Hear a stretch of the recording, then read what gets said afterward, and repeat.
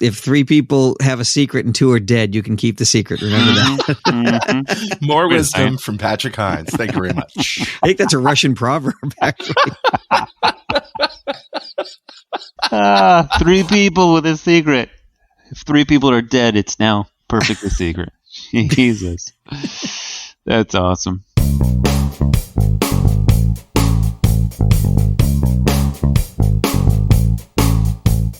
All right, boys, where do we start? I think Atlassian. Atlassian. Oh, Atlassian. Oh, Atlassian. I know I sent an email to our IT guy saying, "Did we patch this? We're in the cloud, so we don't have on-prem." Okay, so I'm probably the worst CTO ever because Carl. Because you unpatched it? Wait, hold on. Did you unpatch it? Is that what you're about to say? I'm the reason you're the worst CTO ever? Is that what you just said? No, hold on, Carl. I want to unpack this a little bit. Okay. So there's this new 0 day that allows for complete takeover of your Atlassian Confluence server. So if you're running Confluence, which is just a kind of like an internal knowledge base. Yeah, it's like an internal wiki. So if you're running on-prem, you're not running the cloud version, but you're running the on-prem version. It's susceptible right now, the CVE 2022-26134, whatever. And for those who don't know, on-prem means in your building. Correct. Yeah, hosted, not on the cloud. In your building. Yep. The IT guy owns it. And this isn't a researcher found it. This is we've seen it actually being actively exploited in the wild, and you want to make sure that you go apply whatever patches you possibly can. And I'm assuming Shodan has thousands of them listed. Oh, yeah. Yeah. Shodan. So, we talked about them. Who's Shodan? Yeah, Shodan's actually it's a really cool search engine to find victims. Specifically, you have targets. Prioritize. No, actually, it's mostly for IoT devices. Okay, to yeah, find that's right. IoT, but I remember now. It can be used to find all sorts of stuff. So this is why I'm probably the worst CTO ever. As soon as this came out, I went to the red teams and was like, okay, guys, let's find a way to, get an example of this and weaponize it and blah, blah, blah. And we were looking at it for about 6 hours. And then Patrick sends out an email to the team and he's like, hey, are we patched to this? Can we go verify? So I was not even concerned with our internal security. I was really looking to see how exploit it. How quickly I could weaponize Russia, it. come and get us is what you're saying. Luckily, I have other people who do that stuff. Yeah, I'm more excited about the offensive capabilities of these things than actually going out and patching. I mean, the CTO is not supposed to worry about patches. That's the CISO and the CIO. Right? There you go. I like it. But I think you're the CISO too. So I'm taking it you guys have a small company. We like it that way. Yeah. Yes, sir. All right. So if you don't have Atlassian Confluence, don't worry about it. Yeah. Yeah. And I would find it hard. Well, I'd find it hard to believe if people were running it at their house. Although I'm running it at my house. So people have genomes in their house, genome sequences in their house. So you can have anything. Yeah, it's true. All right. Who's people, Patrick? You know people that have genome sequencers in their house. Yeah, that's horrifying, Patrick. You know people trying to sequence genomes at home. I have the app on my iPhone, yeah. About 10 years ago, it came out that there was actually a thriving community of genetic engineering being done at the home level because CRISPR had gotten cheap enough that for less than 10 grand, you could equip a nice little office. And a lot of it was people who were trying to cure a disease in the family that was rare and had the expertise. But there's actually quite a lot of genetic research going on in the hobbyist areas. I'm counting on CRISPR security stories to take us through to the next 100 years of this podcast. What do you think? 100%. Are we going to be not talking about computer security? We're going to be talking about biological security pretty I think soon? it's biomutanism this week.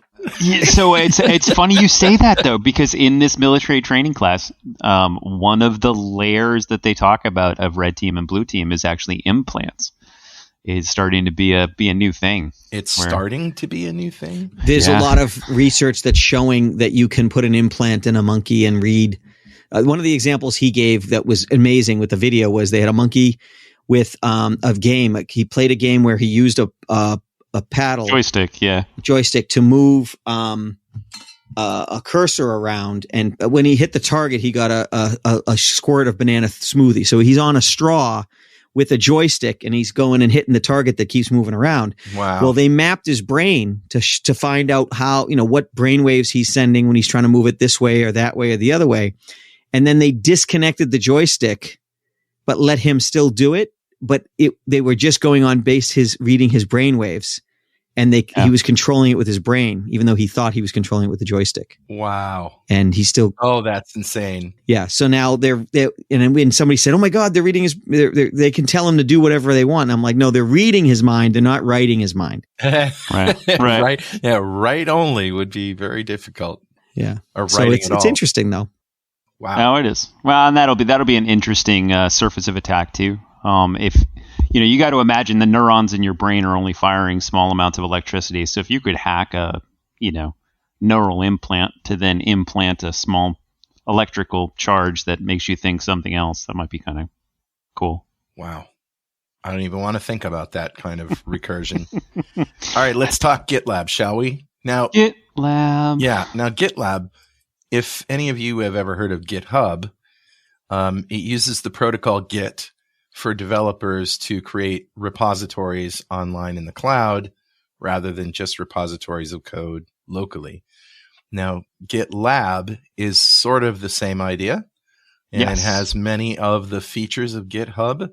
The difference is that not only is GitLab an online service, but you can run it on-prem, and you should know what that means by now. So I'm imagining that this article, GitLab Security Update Fixes Critical Account Takeover Flaw, is really for people who are running this on-prem. Because if it's in the cloud, it's patched already, right? That's the idea. Yeah. This one's weird and interesting and seems clever. And I haven't dug into all of how the technical parts work. It hasn't earned the moniker of awesome yet. Not yet, but it's very cool. So imagine this. They're using, if you have GitLab and you're running with SAML SSO. Okay. So SAML's just a token, right? And SSO stands for single sign-on. Right. So if you're using SAML and you're using SSO, my understanding of how this works right now is if somebody with a premium GitLab account invites you to their GitLab, right? When you accept it, they actually have the ability to then change your email address for the SSO. Whoa. And they can switch it to their hacker-controlled email address. And now that gives them access to all of the other GitLab instances you have access to. That's my understanding of how this works. And that's why it's such a high CVE score of 9.9, is because you then get takeover of anybody's GitLab account. And has GitLab.com patched themselves? Have they? My understanding is yes. So this has been updated in the on-prem as well as the enterprise edition. But if you haven't patched, you need to make sure that you need to go patch. All right. Well, so it's an interesting exploit in that it's not quite a 0 day that you run against it, but it is a way that they're leveraging an external SSO provider. And is there any criminal career advice for this particular episode, Dwayne, that you want to give somebody an edge? There's always career criminal advice. This would be in these types of situations, Mr. Criminal. You need to act fast. Hey, what Security if it's This Week comes criminal? Out? It could or be. It's just criminal, maybe with no pronoun. Maybe I don't descriptor. know. I don't know. It's possible, but either way, they need to move fast. They can't be slow, Mr. and Mrs. No pronoun criminal. And all the ships at sea. Mr. and Mr. Criminal without pronoun and all the ships at sea. Right. They need to be really fast because unfortunately, once these things are advertised, people are usually pretty good about patching them. But okay. And here again, part of this sounds like it's also a bit of social engineering. We find a lot of attacks like these start off with social engineering. Somebody inviting you to a random GitLab, and you're like, yeah, let me go join that. Woo-hoo. Well, because the link, the accept link on the invite could be phishing as well. Entirely possible, right? So you should be trained by now not to click on those things. On anything. Yes, you should. Never. In a perfect world. Right. Okay. Is that all we want to say about GitLab? I think so. Those were our two advices for patch this week. If you've got Atlassian, go patch. If you're running Confluence and if you're running GitLab, just make sure you're patched up. And we have the next story is a good news and the one after that's a bad news. All right. Bring on the good news. Good for him. Cryptocurrency, there's an instance where cops have found and recovered fraudulently gained cryptocurrency that was stolen because the cops are starting to get savvy on using tools to track cryptocurrency. They followed a currency that was stolen, bounced around a bunch, and then they saw it land at an exchange where they could serve a subpoena, freeze the money, and return it. And the people who stole it were out of jurisdiction, out of the country, but the money wasn't. And so remember the days when we first started hearing about cops pretending to be little kids so they could trap pedophiles? Yep. Yeah. We're in those days of crypto. So the tools will start to become more ubiquitous. Crypto will not be as safe a haven. At least the ill-gotten gains won't be. And so they'll, like, for example, go onto a forum or something where all the crypto criminals are and say, "Hey, I'm totally new to it. Can anybody recommend a buy?" Yeah, pretty much. Actually, this is even easier because there's tools that will, because the thing is, the blockchain is a record that is open. Yep. So therefore, it's there. You just have to interpret it. And so there's tools that will let you see where things are going and follow the money. Well, and it's interesting. So we've seen this weird trend with cryptocurrency and criminals where, when crypto's not worth anything, ransomware goes on the rise. And when crypto then becomes really expensive, ransomware goes down because they start leveraging your systems to mine crypto instead of encrypting your systems. So crypto right now is not doing fantastic. So I could see a lot more ransomware coming out. But so interesting, Patrick, what are your views on like the futures of crypto then? Oh, that's a tough one. Will it just be used for evil, nefarious things? So when the Wall Street banks started putting, index funds on it, it started to really get some respectability. There's still some tumult in the market because we still don't know whether the governments are going to try to actually kill it. And some governments have done their best to stamp it out. It's meant to be a currency outside of the fiat currencies controlled by governments. And so that's a threat to government control. I don't think it's going anywhere, but I wouldn't put your life savings into it. No, I wouldn't either. It's very volatile. However, if you look at the overall trend of something like Bitcoin, it's up and up and up and up. Well, and up. Here's the big thing, and I think I've told this to you, Carl, and I probably mentioned it to Dwayne. I think he already had the same realization, which is, it stood up very well against the attacks that we've seen and things like that. Mostly it's individual exchanges that are getting hacked, not the currencies itself. Right. But we're really one big hack or vulnerability in these cryptocurrencies away from confidence just evaporating. Right. If it became possible to steal 90% of all the coins in a major cryptocurrency and that was done, then the value would fall off fall off the cliff. I don't know that that'll ever happen. I don't either, but if you compare that to something like Gmail, right? Google, big company, Gmail, millions and millions of users of Gmail, right? If anything ever happened to my Gmail and all of the stuff that I have on Google Drive, like documents and all of that stuff, if that got hacked and used, you would hear a big sucking sound of people leaving, getting out of their Gmail accounts, right? Sure. It's the same thing. The difference is, I think, that Google has, hundreds, if not thousands of engineers working around the clock to keep that data safe.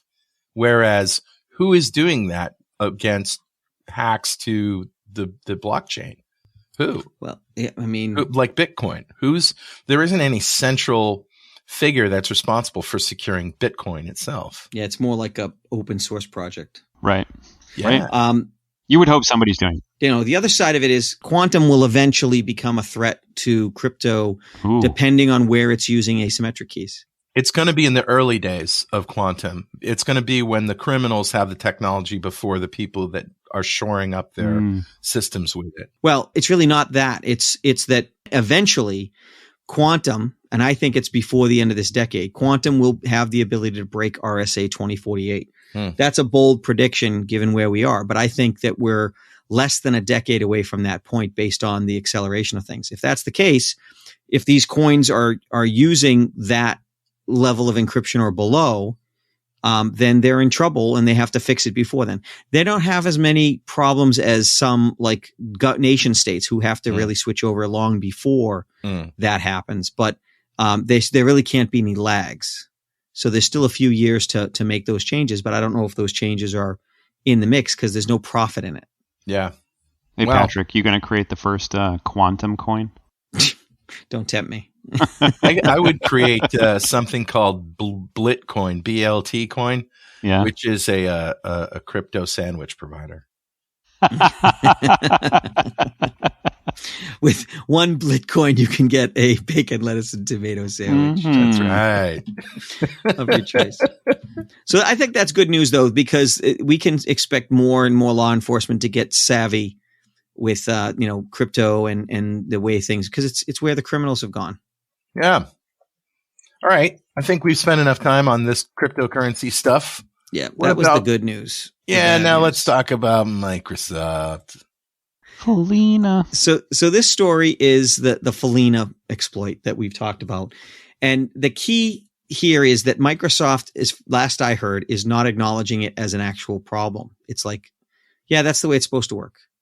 And we talked about this last week and how, there is features involved, there's protocols, and they're exploiting the fact that if you view a document that's exploiting the protocol, it's kind of like if you said, well, if you click on this link, you're going to get hacked. So Microsoft should fix links. And they're like, no, links are a thing that you need. We're not going to fix links because links are a thing that is fundamental. They haven't said it in those words. But the scary line from the article on Ars Technica is, quote, the simple act of the document appearing in the preview window, even while protected view is turned on, is enough to execute the malicious scripts without macros, without extra. It's considered a low interaction remote code execution. Right. And so I'm not really that worried about it from my personal use because I don't preview documents. I don't have that stuff turned on, same as Dwayne. But there's a lot of people who do have that stuff turned on and do preview documents.